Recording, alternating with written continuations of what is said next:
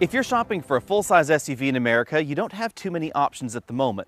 We have the quartet of SUVs from General Motors. Those are the elephant in the room because they outsell absolutely everybody else by an enormous margin. We then have the Ford Expedition and Expedition Max.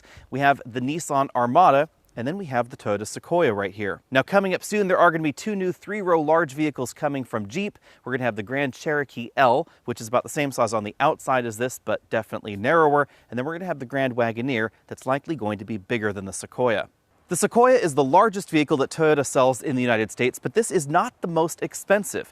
Interestingly enough, even though this is nearly a foot longer than the Land Cruiser, it's about $35,000 less expensive starting. It is, however, considerably more expensive than the Highlander or Sienna, two alternative Toyotas that you might be cross-shopping with this. Those will both start about $15,000 less than the model that I'm taking a look at here. In addition to being the largest Toyota, this is also one of the oldest Toyotas on sale in North America right now. The basis of this vehicle is now 11 years old, and its age really does show. Although Toyota has tried to keep this up to date with newer features like full LED headlights up front, something that we don't find in all the competition, and then they have gently restyled the front end over the last 11 years. Personally, I think the look is very handsome, and I do think this is a lot less controversial than the look that we see in the new Chevy Tahoe. As with other Nightshade Edition vehicles, we have a blacked out Toyota logo right here in the middle, subtle black accents here and there, and then darkened chrome all the way around. Except for the wheels, I have to say I really like the look of the Nightshade Edition Sequoia because the darkening of the chrome is not as excessive as we see in some of those other blacked out option packages on the market. For instance, I'm not really a big fan of the one that we see in the Kia Telluride. Versus the rest of the big SUV competition, this is about the same size on the outside as the Nissan Armada, also known as the Infiniti QX80, and an important 5 inches shorter than the Ford Expedition and Navigator, and of course the quartet of General Motors SUVs, including the Yukon, the Tahoe, the Suburban, the Escalade, etc., etc. The important thing to know about the GM and Ford SUVs, however, is that there are also long wheelbase versions. So this doesn't just compete with, theoretically, the Tahoe, but I suppose you could also say the Chevy Suburban. And the Suburban is significantly longer than this. It's nearly 3 feet longer, and almost all of that stretch goes to the cargo area and the third row. At just over 205 inches long, this is considerably longer than the Highlander or Toyota's other two body-on-frame vehicles in North America, the Land Cruiser and the Toyota 4Runner. But like the Highlander and the Sienna, this is available as either a 7 or an 8-passenger vehicle. So you can get it with 3 seats in the middle and then 3 seats in the third row are standard. Although I think the front-end design of the Sequoia has aged pretty well, the rear end certainly has a bubbly sort of late 1990s vibe going on. Remember that this first launched in the year 2000. We have these very round tail lamp modules right here.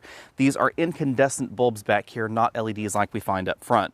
One feature that I really love, but seemingly only found now in large SUVs, is a separately opening rear glass. This one descends down into the hatch rather than opening as if it were a hatch itself. If you're the kind of person that would love to be able to just stuff a kayak or a snowboard or a surfboard into the back of your SUV, this is a little bit more practical than the ones where the glass opens up top because it's not going to be rattling around, it's not going to be slamming on your surfboard, although it will rub right against the seal.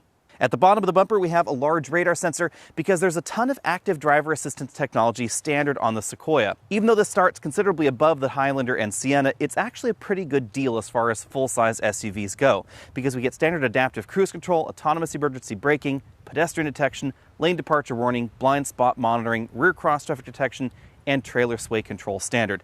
Those are features that are typically optional in most of the competition, although it is worth noting that this is not the latest edition of Toyota's active safety package. It does not, for instance, have lane keeping assistance. Of course, ground clearance and the traditional 4-wheel drive system with the 2-speed transfer case are another reason that you might want to get this over the Highlander. Ground clearance comes in between 9.6 and 10 inches depending on the version that you get, so we get significantly more clearance than we find in the Highlander, and there's an available adaptive suspension with a rear load leveling function. Rather unfortunately, however, there's no rear locking differential, so this is going to be a little bit less capable off-road than something like the Toyota Land Cruiser. Toyota's well-deserved reputation for reliability and dependability is logically a big reason to buy the Sequoia over the competition. And that is all because of what we find under the hood. This is Toyota's tried and true 5.7-liter naturally aspirated V8 engine. Under this hood, it produces 381 horsepower and 410 pound-feet of torque.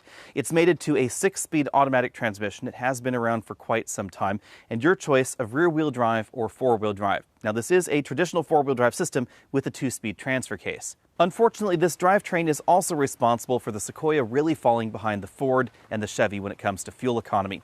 This one is EPA rated for 14 miles per gallon. That goes up to 15 if you choose the rear-wheel drive model, and over a week of mixed driving, I've been averaging around 12 miles per gallon. You will get significantly better fuel economy in the brand new Chevy Tahoe. It's rated for 18 miles per gallon in the four-wheel drive trim, so significantly above this model right here. And if you want even better fuel economy, there's an available 3-liter turbo diesel that will get you 24 miles per gallon combined. Although the power output is definitely healthy, the 5.7-liter engine is one of Toyota's older V8 designs, and the 6-speed automatic transmission doesn't have as many gears, especially top-end gears, to help improve highway fuel economy as we find in the Ford and in the Chevy. The design of the 6-speed automatic transmission is likely responsible for the tow rating in the Sequoia being a little bit below the competition. This ranges from 7,000 pounds to 7,400 pounds, depending on the trim and options that you select. That's not too far off what we see in the Nissan Armada and some versions of the Chevy Tahoe, but it's significantly off top-end versions of the Ford Expedition, which will go over 9,000 pounds. The Sequoia's towing capacity is substantially similar to what we see in the new Jeep Grand Cherokee L, but it is notably behind the Dodge Durango, which will go up to 8,700 pounds when properly equipped. Logically, towing capacity is one reason to buy this over the Toyota Highlander, but I would say that unless you're really truly towing over 5,000 pounds on a regular basis, if you have a 4,800 or 4,900 pound trailer, for instance, I think the Highlander will be just fine, and you'll be getting significantly better fuel economy than this with not that much less interior room. I'm going to give front seat comfort 8 out of 10 points. We have a power extending thigh cushion, which is a feature I really like. We also have a powered tilt telescopic steering column that's memory linked to the 2-position memory over there on the door. But the passenger seat doesn't have the same range of motion as the driver's seat, and this is just a 2-way adjustable lumbar support. The other problem for the Sequoia is headroom. You might think that because this vehicle is bigger and taller than the Highlander or the Sienna, that you'd find more interior room, and that's simply not the case. We have significantly less headroom in all 3 rows than we find in the Highlander. The Toyota Highlander was one of the first crossovers available in North America, and it really proved that it was possible to make a vehicle that was much more space efficient than a traditional body-on-frame SUV. You see, under the passenger compartment that I'm sitting in is a frame, and the frame does occupy some of the vehicle's height. So when you take a look at the side profile of a vehicle like the Sequoia or the Tahoe or Suburban, really any of the direct body-on-frame competition, keep in mind that the inside of the vehicle is not going to be as big as it looks on the outside. But something like the Highlander will be an awful lot closer on the inside versus what it looks like on the outside. Which vehicle is right for you will really depend on your priorities. The Sequoia, for instance, has a significant amount more legroom than we find in the Highlander, about 9 inches. That's really obvious if I hop back here in the second row. These front seats are very thick, very thickly padded right there. I still have nearly a foot of legroom left. Now, the second row seats do slide forward and backward to help you apportion the space a bit more equitably. They also have a reasonable amount of recline to them. These are definitely comfortable second row seats. But again, oddly enough, headroom is much more generous in the Highlander. So if I sit upright in this back seat, my head is only about 1.5 inches away from the ceiling. Scooting all the way over to the right side, this front seat is all the way back in its tracks. I still have about 6 or 7 inches of legroom left. As I said before, the Sequoia is available as either a 7 or an 8-passenger vehicle. The model that I'm driving today is the 7-passenger version, so we have captain's chairs here in the second row with fold-down ratchet-style armrests here, and then an easy path to get back there to the third row. A nice touch that we don't find in all the competition are well-integrated sunshades back here. Getting into the third row is pretty easy. The second row seats tilt and slide forward, but it's worth noting that the second row seats are pretty heavy, so children might have difficulty tilting and sliding them themselves. Now, with the second row seat all the way back in its tracks, you can see I have a reasonable amount of legroom back here, about 1.5 inches. Headroom, however, is definitely going to be more generous in some of the other full-size SUVs. But when you take a look at the number charts, keep in mind that the way headroom measured isn't always logical to some people. So it would be right back here with my head on the headrest rather than in perhaps a more normal seating position. So sitting like this, I have about 1 inch of headroom left, but putting my head right back there towards the headrest, I actually have no headroom left. My head is just touching the ceiling. The third row seats have a power recline functionality to them, and you can really get right back there with your head bobbing, things like that center seat belt that comes out of the ceiling. That is one thing I should mention. Not a big fan of center seat belts that come out of the ceiling. I really wish it had been better integrated into the 60/40 seat back. The naughty children and mothers-in-law in the third row get air vents, 2 cup holders on either side, and some small storage compartments right there just behind. The Sequoia is unquestionably roomier inside than the Highlander, but if you really wanted a roomy Toyota with seating for 8 and a lot of cargo area in the back, you should be looking at Toyota's minivan, the Sienna. Because behind this hatch we find 18.9 cubic feet. That's significantly less than we find in the minivan. although it is a few cubic feet more than we find in the Highlander. The current generation Highlander comes in at 16 cubic feet. The Chevy Tahoe has about 30% more cargo capacity behind its third row, largely because it's a longer vehicle, and you will also find more cargo room in something like the Kia Telluride or the Chevy Traverse. Going in for a closer look, we find grocery bag hooks on either side, and then some power buttons for the power folding third row seats. And as with many SUVs, the spare tire is located underneath the rear end of the vehicle. This is not a completely full-size spare tire, but it's definitely larger than the average donut. As we look around the interior, keep in mind that we are in a Nightshade edition, which is about $17,000 more than the base Sequoia. We have a little note holder right here. You can put your parking tickets or other things like that right in there. We have a dual sun visor arrangement, which is something that I really like. We don't find that in too many vehicles, and one of them slides in and out. An interesting touch is that due to the age of this vehicle, this actually has the exact same vanity mirror and light with the little dimmer switch right there that my 2000 Chrysler LHS had. That's definitely a blast from the past. The driver and front passenger and the outboard seating positions in the second row all get height adjustable shoulder belts. Both these seating positions also get two-way adjustable headrests. The model that we're taking a look at today does have the optional leather upholstery, and you can see really how thickly bolstered these front seats are. You can see the front seat backs are definitely really thick. Unlike a number of the competition, the front seats are just heated, not ventilated. And as we move on over to the front doors, the age of the Sequoia is really going to start to show here. The design of these front door panels definitely feels like a Toyota from quite some time ago.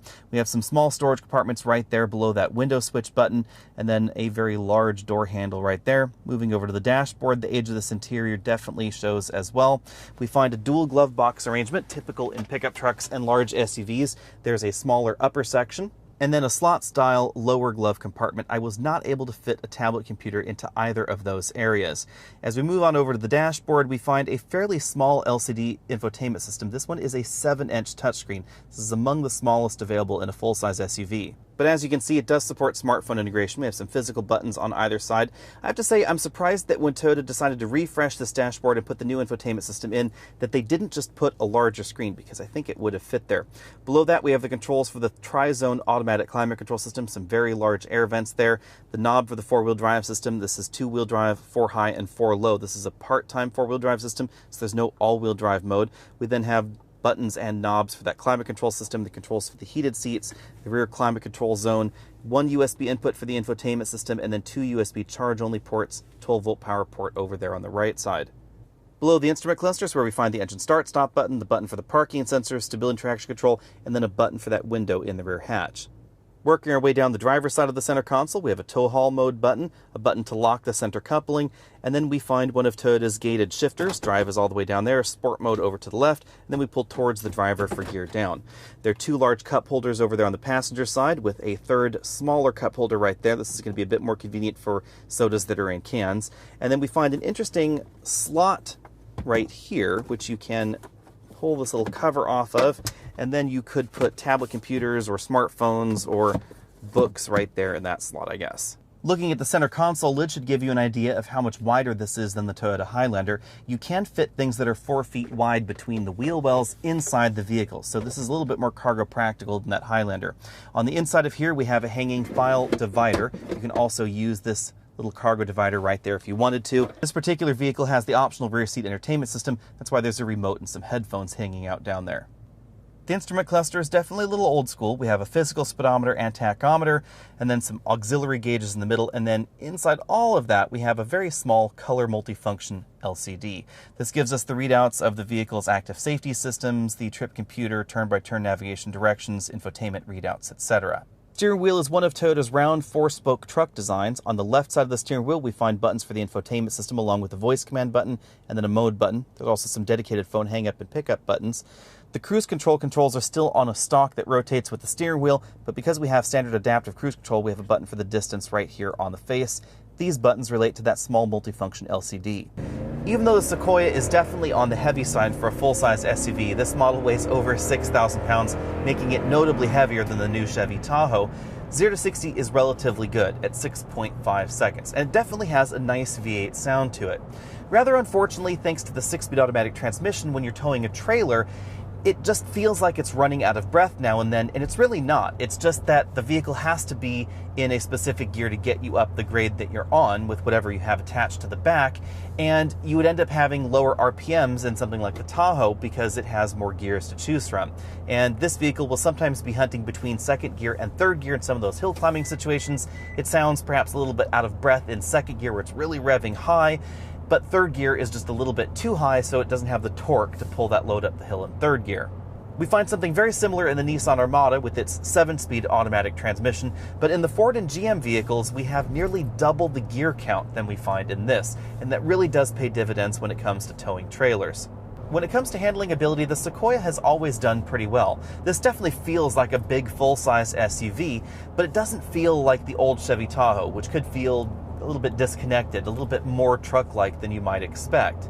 As far as nimbleness goes, I think this performs a little bit better than the current generation Ford Expedition, but it is behind the new Tahoe and new Yukon. Those really have turned over a new leaf with their latest suspension design, and of course the latest adaptive suspension technology available that you find in the Tahoe.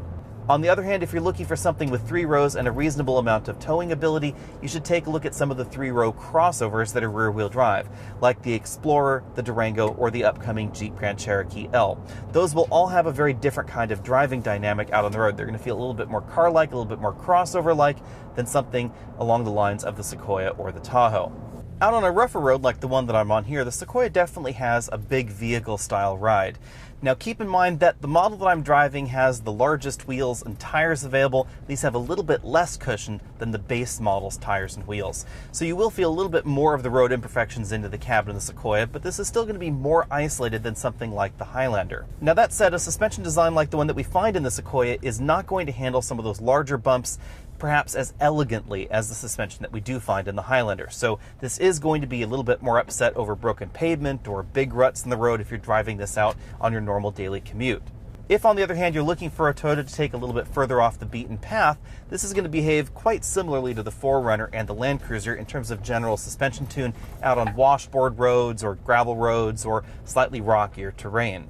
When it comes to overall ride score, I'm going to give this a B because we do have the new Yukon and Tahoe, which are available with a really interesting suspension. It's a combination of magnetic and adaptive air suspension combined. I have to admit being a little bit skeptical about that suspension design, but I have to say that in person it delivers absolutely one of the best rides in any new vehicle at the moment.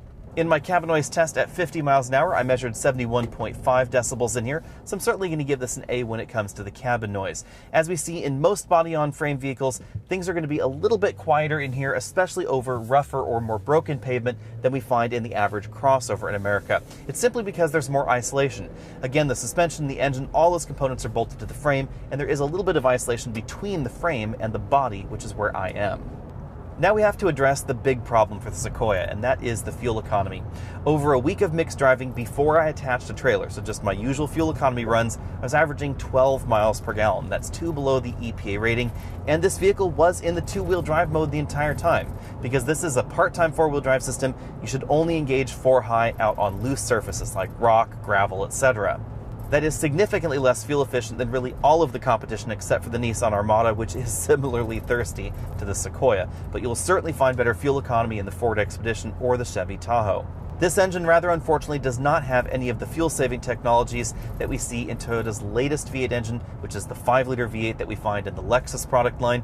I really wish that the engineers had taken the time to use the latest Toyota 5-liter V8 engine. We find that in the Lexus product line. That is a very, very efficient 5-liter V8. Unfortunately, we just don't find it in their truck lineup. In my quick towing test with the Sequoia, where I put my box trailer on the back, it's a 14-foot box trailer, very similar in size to the average small camper. The curb weight on that trailer at the moment is about 5,000 pounds. Fuel economy dropped almost to single digits. It was at 10.1 miles per gallon on average. When towing that exact same trailer, the average 3-row crossover will drop into the teens, but certainly not as low as 10 mpg.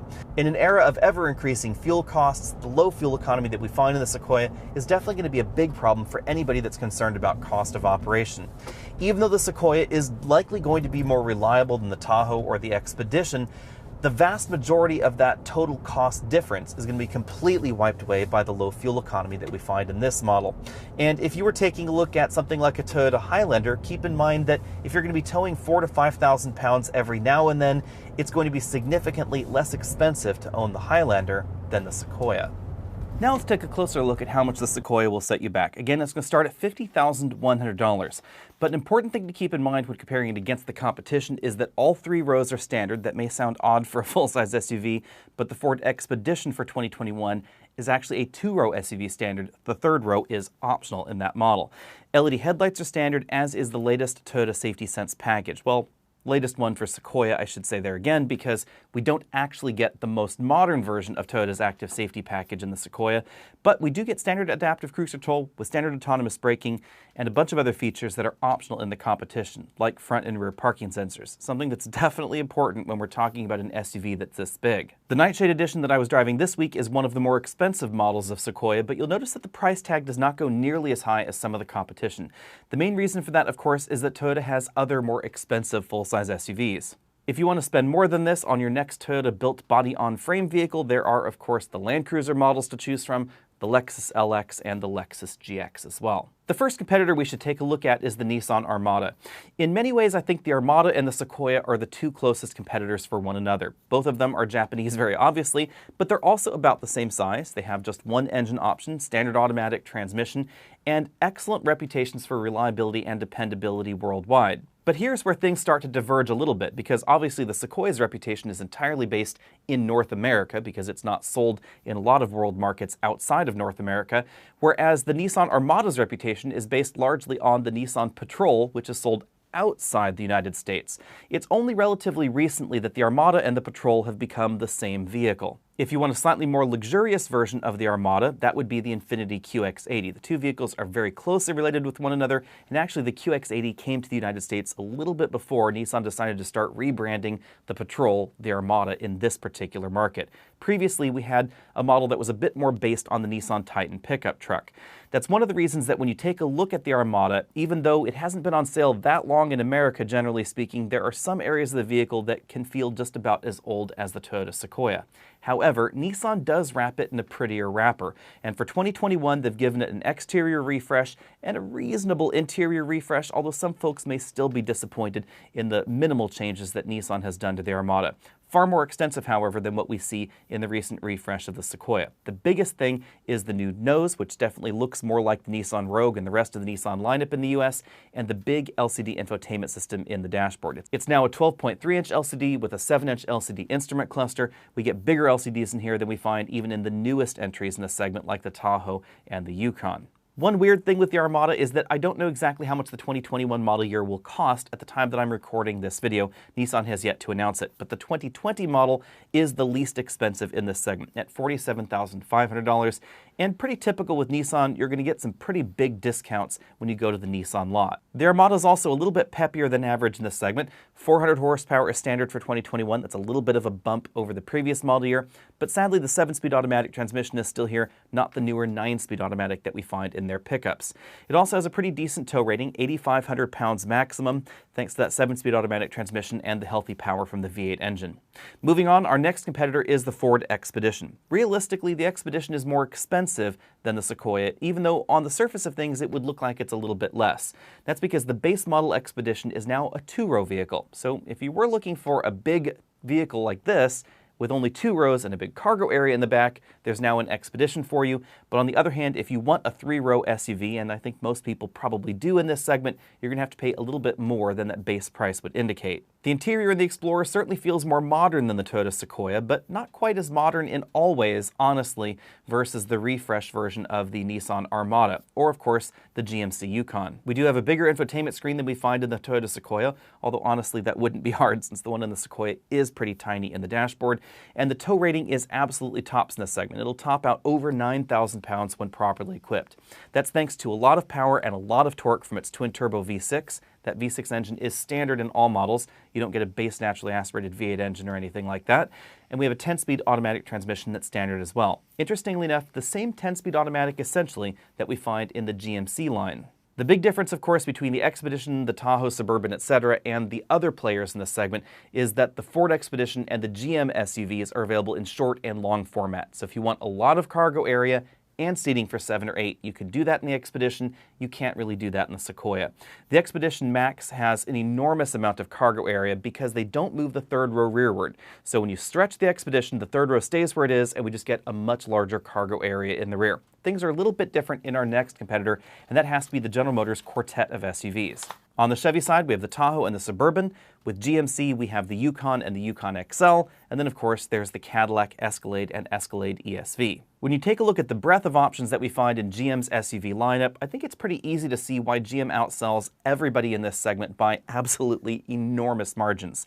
When you take a look at these 4 vehicles, they outsell not just the Toyota Sequoia, but the Sequoia combined with the LX, the Land Cruiser combined by about 15 to 1. And even if you toss in a lot of their other body-on-frame SUVs like the 4Runner and the Lexus GX, GM still outsells all of Toyota's body-on-frame SUVs combined by an enormous margin. And I think part of that is just the number of ways you can configure your GM SUV. If you're not a big fan of the Chevy front end, you can get the GMC, you can get the Cadillac. I'm not the biggest fan of the look on the Tahoe, I have to admit. I like the GMC a little bit better. There's a short one, there's a long one, there's a luxury one, there are 2 different V8s, there's also a new inline-6 turbo diesel if you're interested in that. There are off-road packages, on-road packages, and luxury packages available as well. As we saw in the recent redesign of the Silverado and Sierra, the interior is themed very much like the previous generation model. So even though the parts are all different, and there are some changes here and there, the interior looks very similar to the outgoing model. Some folks may like that, some folks may not. Personally, I like the optional interior that we find in the GMC Yukon. The Tahoe and Suburban have just one dashboard design. The Yukon has 2 different ones depending on different trim levels. The Tahoe and Suburban have just one dashboard design. The dashboard in the Yukon changes based on the trim level that you choose. And then, of course, if you want one of the best interiors in the segment, that would quite simply be the new Cadillac Escalade. There's a reason it's going to cost you well over $100,000 if you get carried away with options. The one big sore spot for GM's line of SUVs, however, is that they didn't make any changes to the V8 engine lineup. We still have the 5.3 or the 6.2-liter V8 engines that didn't really receive much of an update for this generation. Some folks were really hoping that GM would bring a new line of engines to their full-size SUVs, but that didn't happen. On the other hand, they did spend a lot of money on the suspension. And if you're looking for a full 4-corner air suspension and quite simply the best ride in an SUV right now, that's going to be the Tahoe, the Yukon, or the Escalade. At the moment, that is the limit of the competition in the United States. However, there is going to be a Jeep Grand Cherokee L coming up very soon, and of course the Jeep Grand Wagoneer as well. 2 interesting full-size SUVs from the FCA lineup. The Grand Wagoneer is going to be more traditional body-on-frame SUV, more similar to what we see in the Cadillac Escalade or the Yukon Denali probably. It's going to be aligned price-wise with those models a little bit more closely. The Grand Cherokee L is kind of interesting because it looks like it's going to be about the same size as the Sequoia on the outside. It looks like it might be a little bit tighter on the inside and a little bit narrower as well, although not all the details and dimensions are available just yet. It will have your choice of a V6 or V8 engine under the hood, the same engine lineup that we find in the current generation Grand Cherokee. Unfortunately, this time I don't know how fast it's going to be, don't know what it's going to be priced like, and we don't exactly know when it's going to go on sale other than soon, probably the second quarter of 2021. At the moment, if you're looking for a full-size SUV in America, quite simply, the General Motors SUVs are the best in my opinion. I would probably get the Yukon because I like the front end and the interior design just a little bit more. And my second pick would actually be the Nissan Armada at the moment. Even though the refresh of the Armada isn't the most complete refresh that I've ever seen, the interior is definitely more modern than the interior in the Toyota Sequoia, especially the infotainment system. For a lot of folks out there that are buying their first full-size SUV, and maybe this is the first time they've ever been inside a Tahoe or a Yukon or an Armada or a Sequoia, the Armada is going to feel just about as modern as the Yukon, to be honest. A lot of the interior components in the Armada are shared very directly with the Infiniti QX80. And even though the QX80 can feel a little bit low rent compared to some of the European luxury full-size SUVs, in this segment, those components look awfully good. And then, of course, there's that large infotainment system in the dashboard, which is quite simply the best infotainment system in this segment outside the Cadillac Escalade. Be sure and let me know what you think about all that down there in the comment section below, and let me know what would your pick be if you were shopping in this segment right now. Be sure and head over to AOAmerch.com so you can get shirts right like this one. Also be sure and find us over at facebook.com/AlexandAutos and check out alexandautos.com. We're working to revitalize the site, add some new and different content there, so be sure and check that out when you get a chance. I'll see all of you next week.